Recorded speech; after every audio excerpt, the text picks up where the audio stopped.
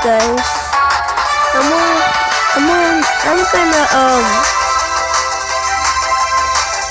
gonna tell you. I'm gonna go to YouTube and you guys will hear a story about Nightmare, Mr. Nightmare. So first, I need to get practice. So okay, wanna go hear it? Should we go here?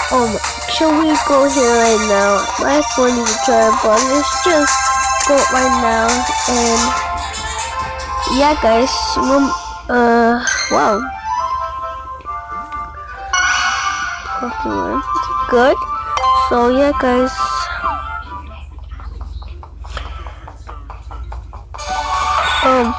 Let's go right now and let's go get. Let's go. You guys are gonna hear the story about Mr. Nightmare. So let's go right now.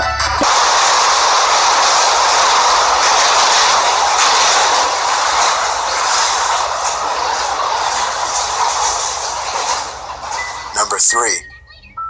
My dad has been an MTA Transit subway station manager for 35 years.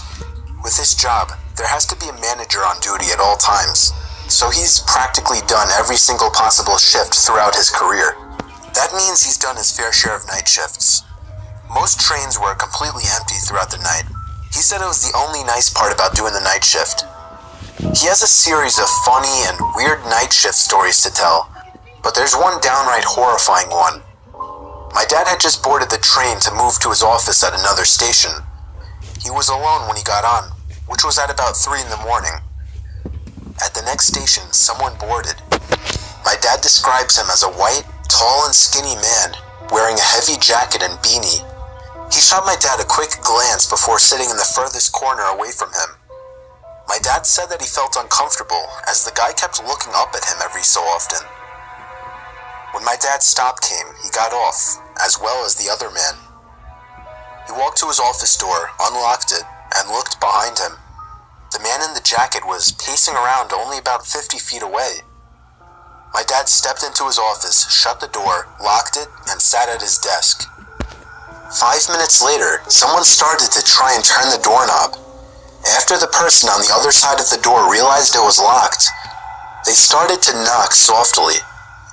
My dad called out, "Who is it?" And they responded, "I want to talk."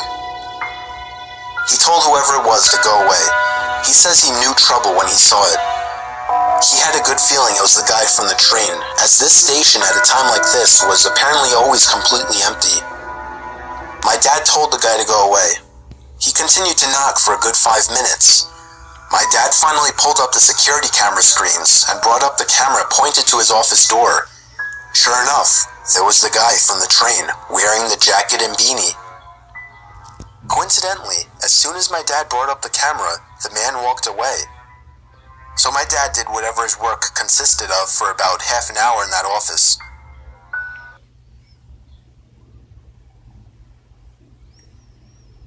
Before leaving to catch the next train, he checked the camera to make sure that the weird guy wasn't out there. He locked up and walked down the stairs to the train platform, where he got on the train right away. Looking out the window, he saw the guy from before walking down the stairs to the platform, and then stepping on the train into the same car as my dad. He sat down on the opposite side, a few seats to the right. My dad tried to look away and pretend not to notice him, but he knew the guy was staring at him. He at one point gave in and stared back, giving a slight nod and smile in some sort of truce attempt before looking away again.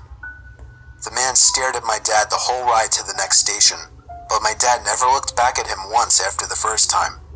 Now you may be asking, why didn't he try to forcibly get the guy to back off? Well, despite my dad's intimidating size, he's always been a complete teddy bear, no bark and no bite. Plus, he says he feared that guy was armed and that one small motion could lead to death. When the train stopped at the station, my dad practically ran all the way back up to the streets, constantly glancing over his shoulder, and yes, the man from the train was following him. My dad had to find the first public building still open to try and escape. He found a Wendy's that was open and stepped inside. He sat and watched as the guy following him walked up to the window, stopped, and stared my dad down through the glass for about 10 seconds before turning around and walking across the street and then down the sidewalks. My dad said he ate, waited a little longer, then left the Wendy's to get to his third and final station for the night. The scariest part, when my dad was in his third office, as he was checking the security cameras out of the paranoia of the situation, he caught the guy from the train pacing around the outside, only about 30 feet from his office. He then stopped, looked up at the camera, and according to my dad, literally froze and stared for no less than a minute. When he finally lowered his head, he walked away out of the station to never be seen by my dad again. My dad doesn't know if he was followed after leaving the Wendy's, but that would only make sense. The guy was clearly disturbed, possibly homeless and or dangerous, and who knows what he actually wanted with my dad. So yeah guys, so here's your one story. Alright. And yeah. So guys, see you guys later. Bye. And thank you for 30 more subscribers. And I hope you enjoy this video. And yeah, see you guys later. Bye.